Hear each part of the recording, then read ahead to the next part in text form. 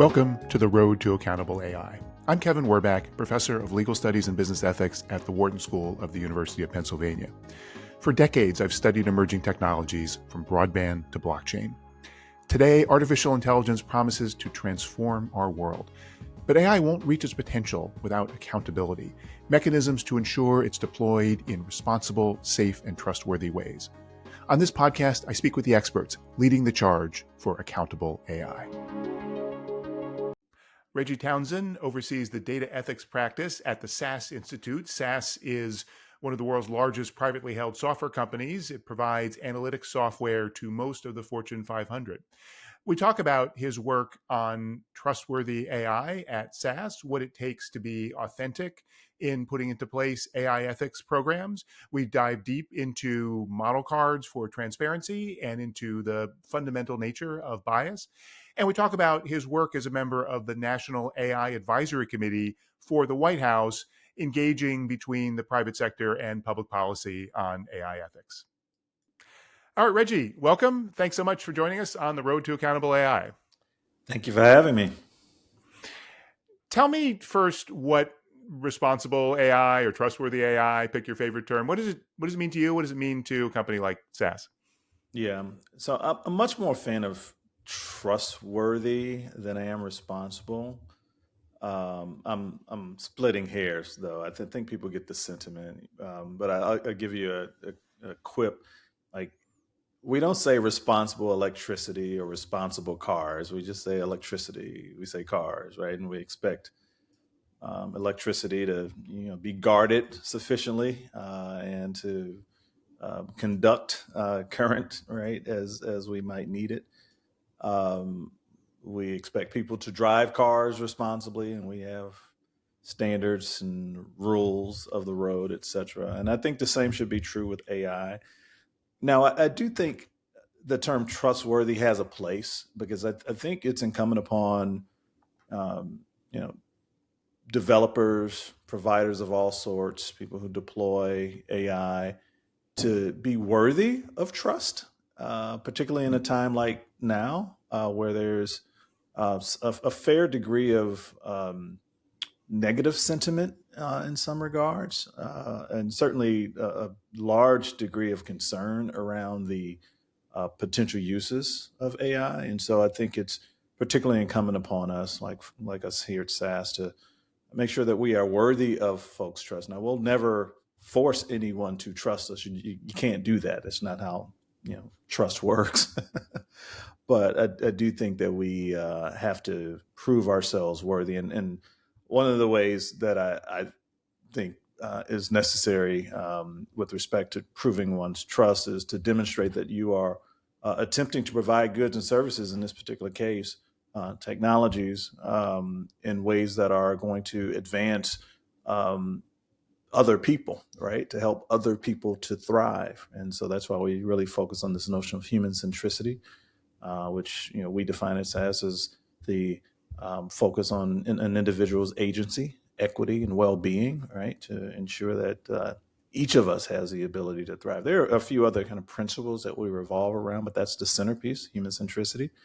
Of course, we focus on things like inclusivity, privacy and security, robustness, and others. But that's how I see it. What does implementing those principles mean in practice? Because an analytics tool is an analytics tool. How is it going to be more or less human-centered?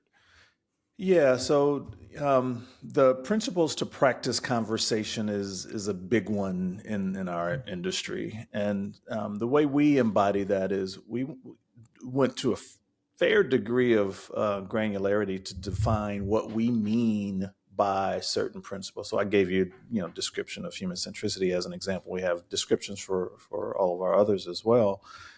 And so important in that is that our principles might sound like some other principles that you'd find in other organizations, but culture shapes the language all the time, right? And so what we mean when we say transparency has to be different from what another organization might mean by transparency because of the nature of the kinds of businesses that we're in, right?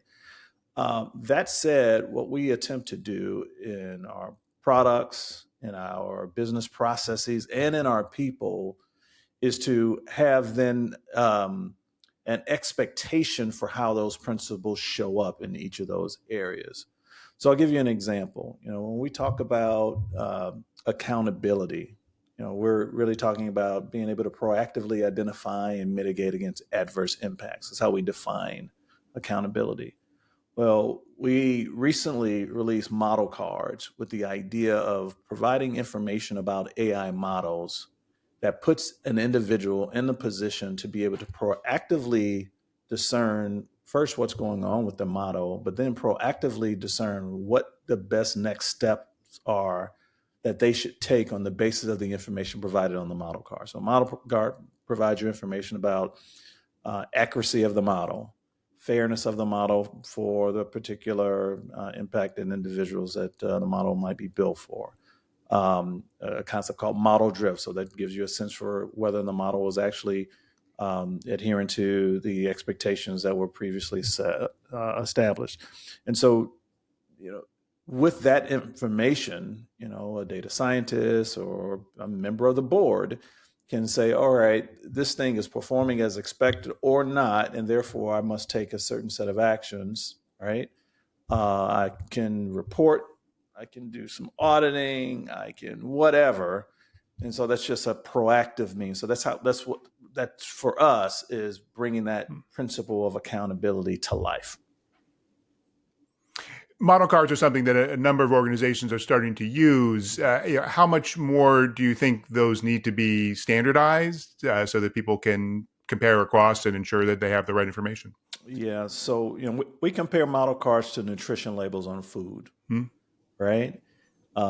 Nutrition labels on food are standardized to a fair degree, right? There are certain things that in the U.S. the FDA requires, and in other jurisdictions they require, basics, sugar intake, sodium. Now, you can certainly argue that there are other aspects of nutrition that could or should be on a nutrition label, and the same will be true for a model card. We've done, I think, a really good job at putting key aspects of a model for the different stakeholders. So I guess the one distinction and where the analogy starts to fall apart, Kevin, is with the nutrition label, all of us are human and we're intaking, and for the most part, vitamins and minerals and nutrients of all sorts have a typical impact on humans. Whereas with AI models can be built for and interpreted by a variety of stakeholders for a variety of different reasons. The model itself is relatively, amoral, right? But if you build a model that has applicability in healthcare, that is fundamentally different than using that same model in, transportation, right? Also, within organizations, you have a variety of different stakeholders. A model card that speaks to the needs of a CFO or CEO are different than the needs of, say, a data scientist or data analyst.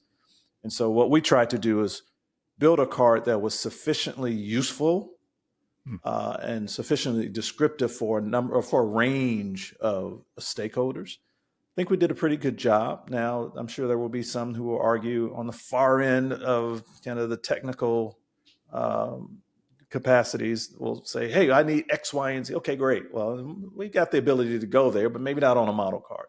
And then there may be others on, another end of the spectrum. And so I think you get my point. We're trying to lock in on kind of the vast majority of consumers of a model and how they will be, how they may interpret the information they're associated. You've talked about a few different elements of a trustworthy or responsible AI or AI governance initiative. What was for you the biggest challenge in terms of rolling this out and getting buy-in internally? Well, the biggest challenge, to be quite honest with you, is just getting the people. In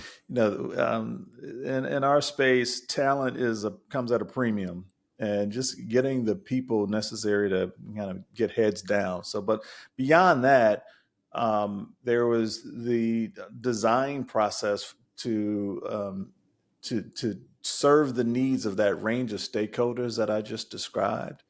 The in our technology, in our platform, there are a lot of uh, pieces of information that we could have grabbed to display on a model card, but we had to make some very deliberate choices about what was useful and what wasn't. What was going to be more difficult to provide versus less.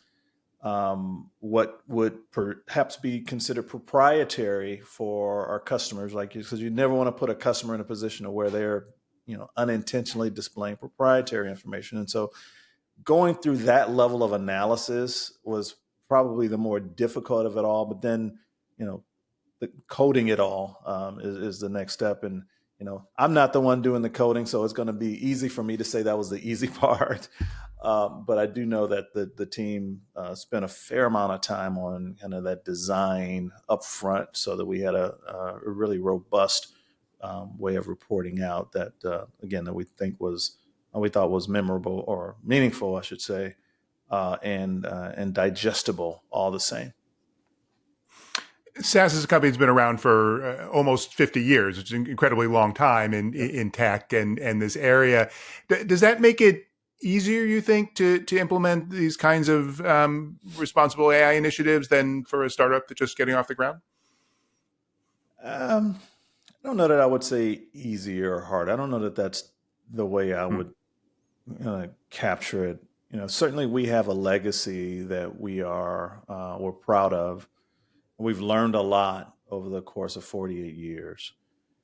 You learn over the course of time, assuming you maintain the institutional knowledge, you learn a lot about what works, what doesn't work, what a meaningful cycle is. Like, we're in this hype cycle of AI versus, say the hype cycle of crypto, right? Like there's certain cycles that you move on and some that you don't. So I think that kind of wisdom is very useful when it comes to creating things like model cards, because now we're able to apply some of the learnings over the years of how a CIO actually responds to bits of information that get provided, as an example. But if we were a younger company, a startup, in that mode, you kind of throw things against the wall and you see what happens. And you have the ability to be agile and respond to the needs of the market in a much more rapid way than we might. We're an organization that is going to likely not be the first to market with a lot of these capabilities, largely because we have a significant customer base, right? We have people who rely on what we do, many of which are in human impacting industries that are highly regulated, like financial services, like healthcare, like government. And so we have to be a lot more deliberate and intentional when we make major adjustments. We have to certainly take into account what their regulatory needs are and try to anticipate future needs. And so that necessitates a level of analysis and design thinking, as I described earlier, that if we were a startup, we probably wouldn't spend the time doing some of those things. What are your conversations like with customers talking about trustworthy AI? Most of them right now are in the formulation stages of things like governance boards and oversight committees and the like. I think, at least for those that I speak with, they've all come to some level of recognition that they will be impacted from a regulatory perspective. Many of these organizations are global, and so they do business in places like the EU. And so now that we've got the AI Act, they have to respond to that in kind. Many are anticipating, as well they should, that there is regulatory action coming out of jurisdictions literally around the world. But beyond the regulatory, one of the things that I advocate and for the most part get a warm reception to this idea is that it's just good business practice if you want to demonstrate yourself as a responsible organization. Something like, I think the number is 69% of consumers are more willing to not just trust a brand, but then be prepared to buy from that brand at a premium if they perceive that brand to be ethical with its AI.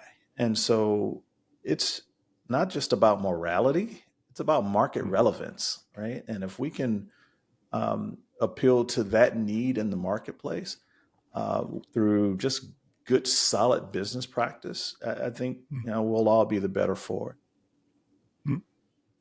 And how has the explosion of interest in generative AI impacted your efforts in this area?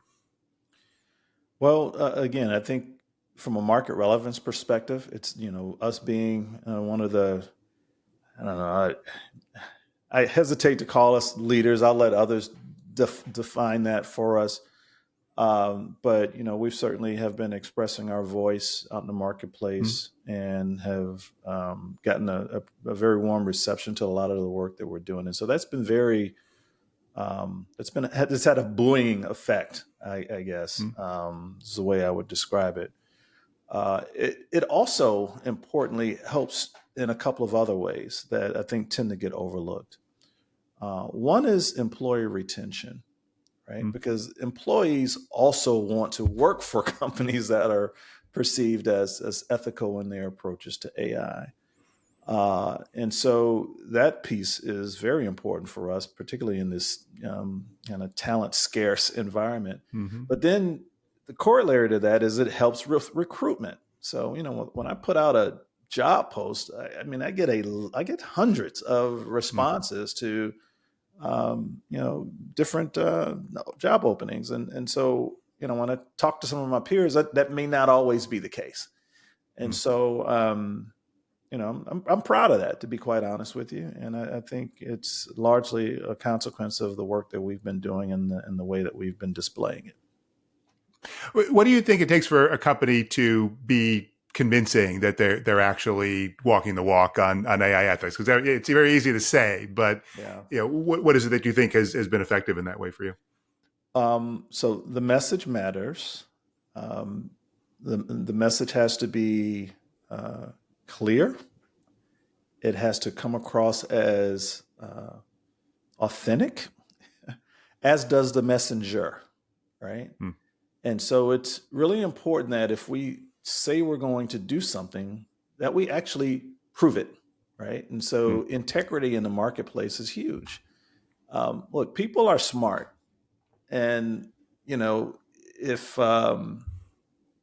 you say you care about how AI gets used and that you want to make sure that it, doesn't hurt people, but then the next week you announce a product that may be inconsistent with your prior statements, that goes a long way toward creating distrust.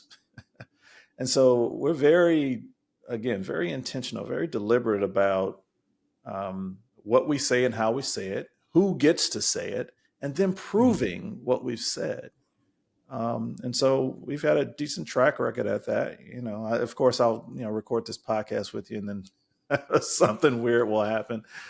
But important in that is it's not a matter of kind of if there's a misstep. Corporations are large; there are thousands of people. Of course, there's going to be some inconsistencies, but you've got to be able to earn the right for people to hear you again. And, again, that matters not just with the message, but the messengers. And so that authenticity that I go back to, just people being able to relate and have some believability when they talk in forms like this, and from stages and in print and you name it. Like we always want to come across as authentic and approachable and interested again in how others thrive as a consequence of our work. Right? our founder and CEO, Dr. Goodnight, says all the time, we are people here using our resources to help other people. That's the name of the game for us. And that permeates our culture. And, again, it's something that I'm very proud of. Mm-hmm. Let me ask specifically about inclusivity and bias. That's an area where a number of companies have had serious missteps, but as you know, there's fundamentally bias that's baked into the data. And so, especially if we're talking about something like generative AI, it's not that you can just flip an off switch and make it go away. So what have you found is the best way to deal with that challenge? Yeah. I think the conversation about bias has to broaden. I think there is a negative connotation that comes when we use the term bias, particularly in our space. And one of the things that I try to do in this, and I'm happy we're in a podcast so I can expand a bit as opposed to, in a newspaper article or something. So let me have permission to expand a bit. Human beings use bias for the purposes of cognitive processing, right? We truncate in order to be more efficient with our brain energy, literally, right? That's the physiology of it all. So bias in and of itself is much more of a human function than it is a negative thing or a positive thing. Now, of course, there are biases that can have negative impacts. And that's largely the kinds of conversation or kinds of things that we're talking about in this conversation. To your point, data is always biased. It either is biased based on timing, right? So you might have recency bias or bias based on age. You might have geographic biases of some sort, right? I've gotten data from only a small swath of folks in the Midwest versus West Coast, what have you. Your bias may be on the basis of who, type of people, right? Did they all look alike? Did they all sound alike? Did they all go to the same schools and those sorts of things? I like to say that data is really just our recorded existence. So everywhere we show up, right, we're bringing our bias along with us, and therefore when the data is captured about us, the bias shows up in the data, as you said, right? So then you get into the model development process, be it generative AI or any sort of AI, and you've got to use data, right, to train the model. And so the issue isn't whether bias exists. The issue is whether the bias is having a negative effect on the model. And if the users of the models are making decisions that are, as a consequence, biased negatively, right? So, the hot button, right, is race.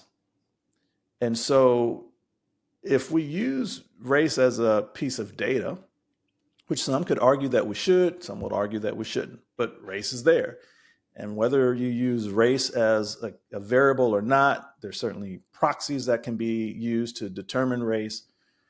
So we know we can determine race based on many sets of data about people.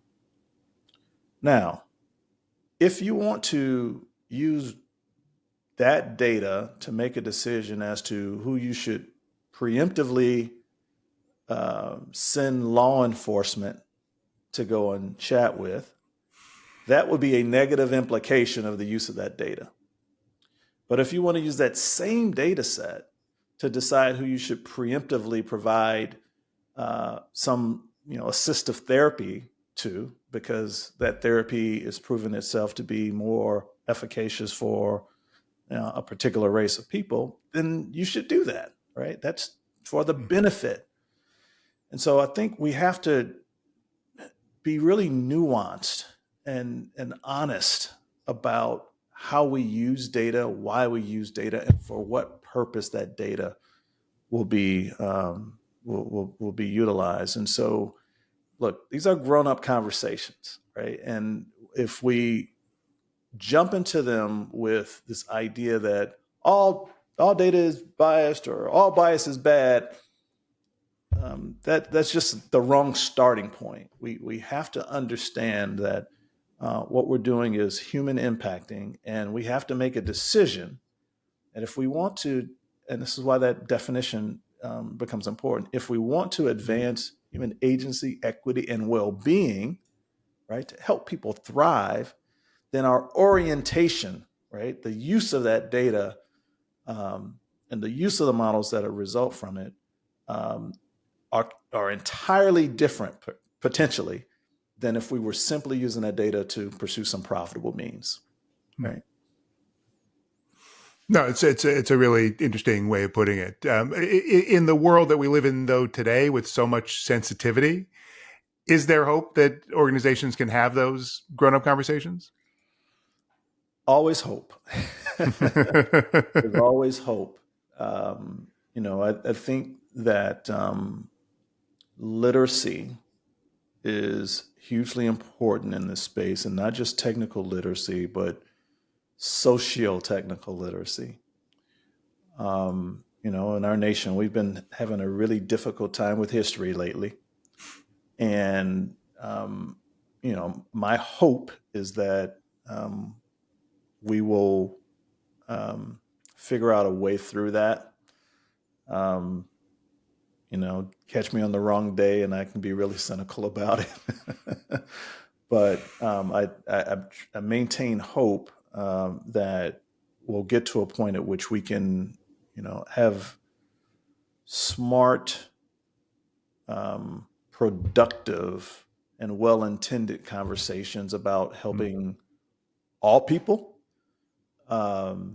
with whatever it is that we have to provide. In this case, we're obviously talking about AI, but it's a tough set of conversations. I will be very frank with you, Kevin. But they are conversations that need to be had, and we've certainly had those conversations at SAS. We continue to have those conversations, and we've put procedure in place to allow us the freedom to have those discussions in ways that we think are useful and beneficial and consistent with our values, so that we can show up in the marketplace and compete on those values. Right? Can't speak for everyone else. Yep. You serve on the National AI Advisory Committee for the White House. What are some of the things that organization is working on? Yeah.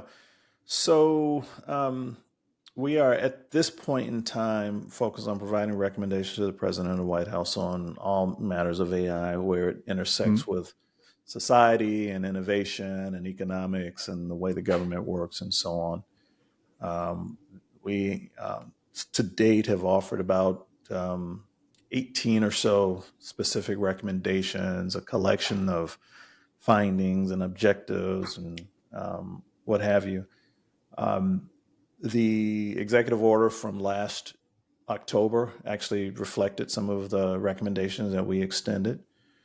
And so right now, the focus is on a lot of gathering of information from the public so that we can offer a new set of recommendations.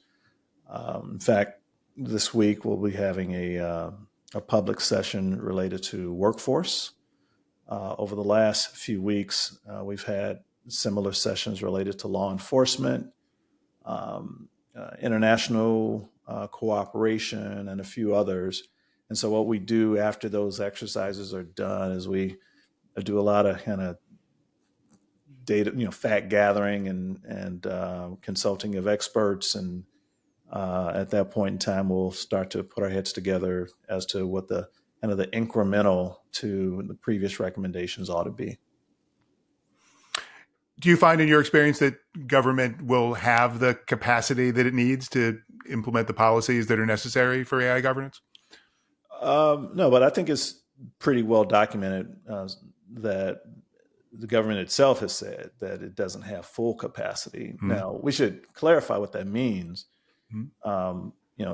Generally it's saying it doesn't have the expertise to appreciate some of the finer points of the technology. And so that's why it relies on what we might describe as a public-private partnership. That's why it relies on advisory committees like ours that are comprised of a number of folks from industry, but as well as civil society and academics and what have you. But our government is not unlike any other government around the world, right? I just came back from Australia talking to government officials, Japan talking to government officials, and they all say the same thing. And it kind of stands to reason, right? I mean, these people are in the business of government. Bureaucrats, regulators, and I don't, mean, use those terms in any disparaging way, but that's what they do. They are not, AI developers and scientists, and so they have to rely on people who do those sorts of things. They also don't have, and we would probably argue, lower our taxes if they did. They don't have the money to pay for a lot of those folks, right, in mass. And so it only stands to reason that they have to go where the expertise exists so that they can adequately understand, so that they can then adequately put the necessary guardrails in place to make sure that the markets that they're here to help to serve are operating in ways that are beneficial for in our case, the American public. Let me just ask you in closing, what gives you the greatest hope that AI development will proceed in a healthy way? Well, I'm a bit of a fan of history. And, when we look at the history of technology development, Kevin, by and large, technology has been a net good for humankind. Fluoride toothpaste at one point in time was, an advanced technology. Bathrooms, right? Inside bathrooms, and refrigeration, and vehicles, and electricity, and the internet, and you go on and on.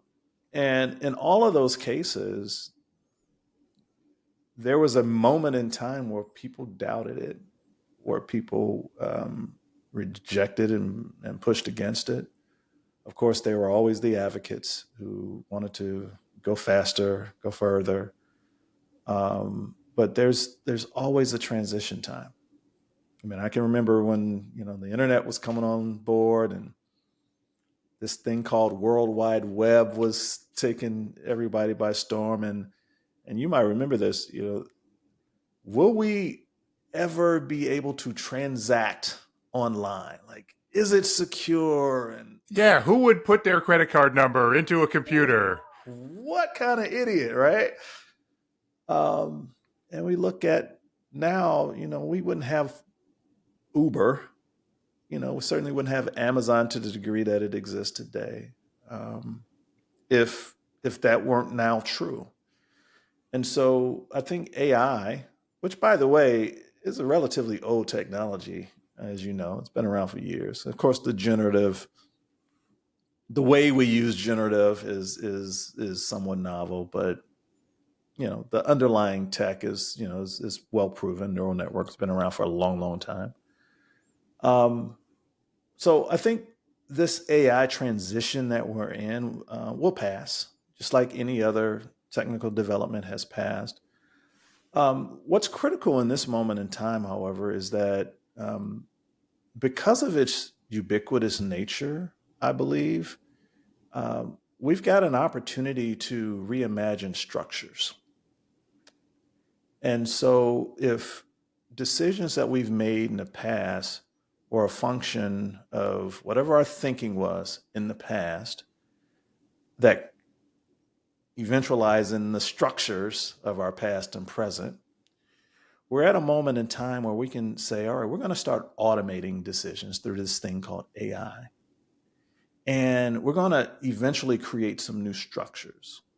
And so do we want those new structures to be greatly beneficial for all or be greatly beneficial for a few, right?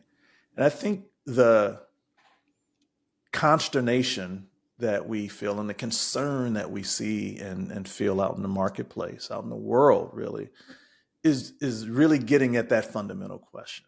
Is this being built for me with my needs in mind or not? And so I think we have an opportunity in this moment in time to say, yes, it is being built with your needs in mind. Yes, it will help you stay secure. Yes, it will help you thrive into the future. But we've got to be able to say that in an authentic way. We've got to mean it. And then we've got to prove it, right? And that's all of us. Those of us who are developing, deploying, governing, using, you name it. And so we have a unique moment in time, and this moment will pass. So I just hope that we take the moment and we use it to the greatest good. Reggie, thanks so much for taking this moment to have this conversation with me. I do appreciate you. Thank you. This has been The Road to Accountable AI. If you like what you're hearing, please give us a good review and check out my Substack for more insights on AI accountability. Thank you for listening.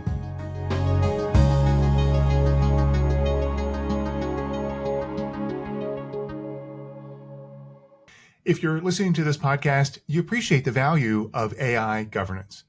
Wharton Executive Education is launching a new online program, Strategies for Accountable AI, featuring live interaction through our state-of-the-art virtual classroom with me and other distinguished Wharton faculty, as well as expert interviews and custom-designed asynchronous content.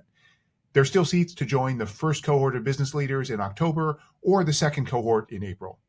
Visit execed.wharton.upenn.edu/ACAI for full details. I hope to see you there.